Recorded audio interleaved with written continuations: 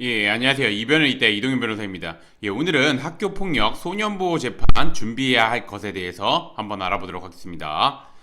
제가 이제 오늘의 주제를 선택하게 된 이유는 이 학교폭력으로 소년보호 재판을 받게 되었는데 뭘 준비해야 되는지, 그다음에 뭐 준비해야 될 자료가 있는지 이렇게 문의를 하시거나 상담을 요청하시거나 저한테 사건을 의뢰하시는 분들이 많은데 그거에 대해서 간략하게나마 답변을 드리고자 오늘의 주제를 선택해 보았습니다. 예, 우선 들어가기 앞서 학교 폭력은 뭐고 소년보호 재판은 뭔지 한번 보도록 하겠습니다. 학교 폭력은 학교 내외에서 학생을 대상으로 발생한 상해 폭행, 강금, 협박, 약취 유인, 명예훼손, 모욕, 공갈, 강요, 강제적 심부름 및 성폭력, 따돌림, 사이버 따돌림, 정보통신망을 이용한 음란 폭력 정보 등에 의하여 피해 학생에게 신체, 정신 또는 재산상의 피해를 수발하는 행위를 말합니다. 이 학교 폭력의 개념 정확하게 아셔야 된다는 거 말씀드리겠습니다.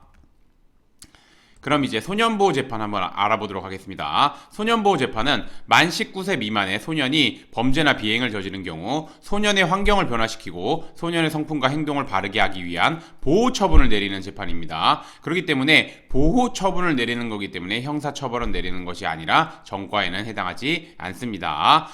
그 다음에 이제 보시면 소년보호 재판의 대상을 한번 보면 형벌 법령에 저촉되는 행위를 한 10세 이상 14세 미만의 촉법 소년, 그 다음에 이제 보면 14세 이상 19세 미만의 범죄 소년, 그 외에 이제 우범 소년 이렇게 있습니다.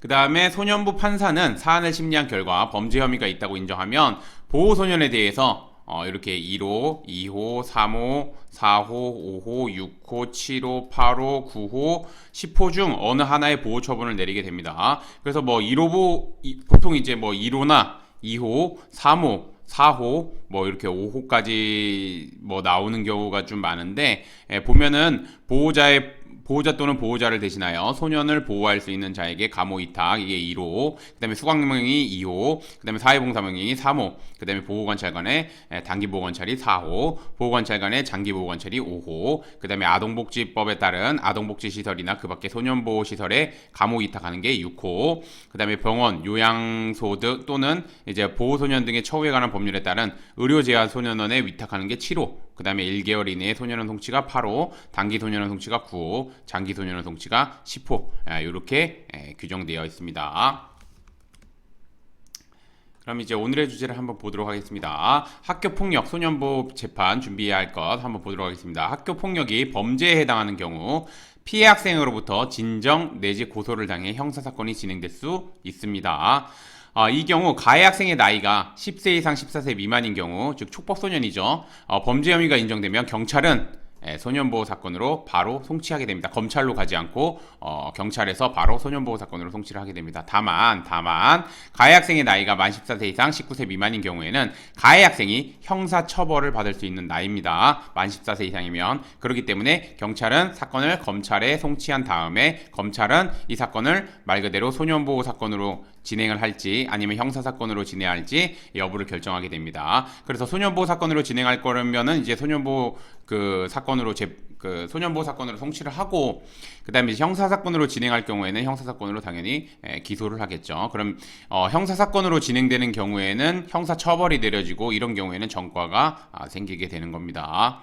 검찰은 사회적 이슈가 되는 범죄가 아닌 한 대부분의 사건에 대해서는 소년보호 재판으로 송치를 하게 됩니다. 즉 소년보호 사건으로 송치를 하게 됩니다.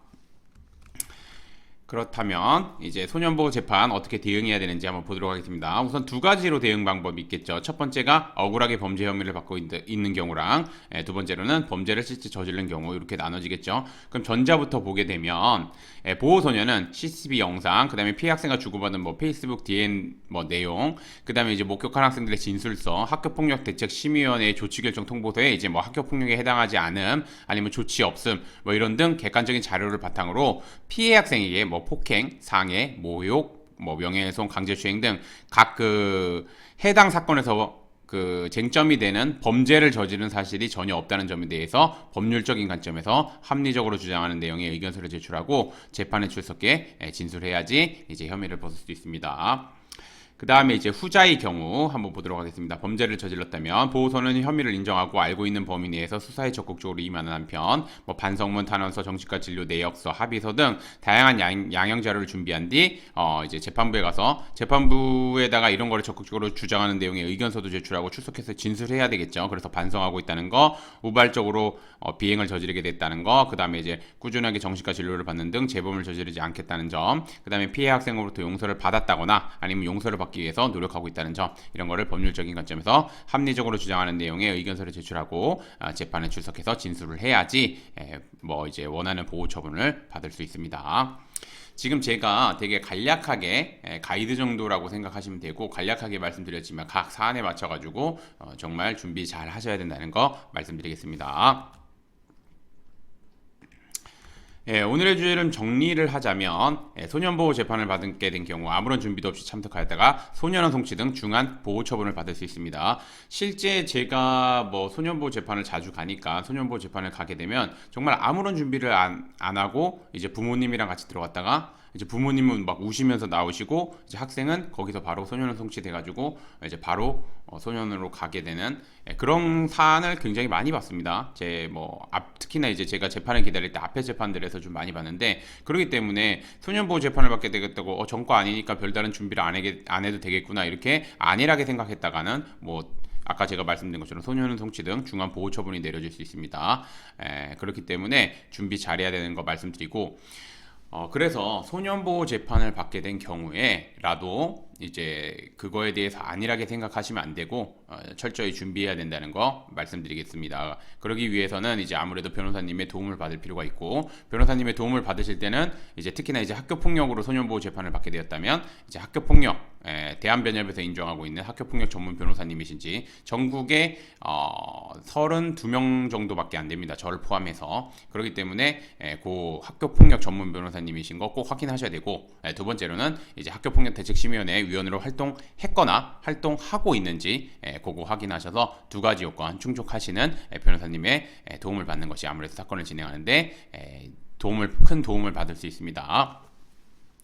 오늘의 주제는 여기까지 마치겠고, 저는 이변의 이따의 이동현 변호사였습니다. 감사합니다.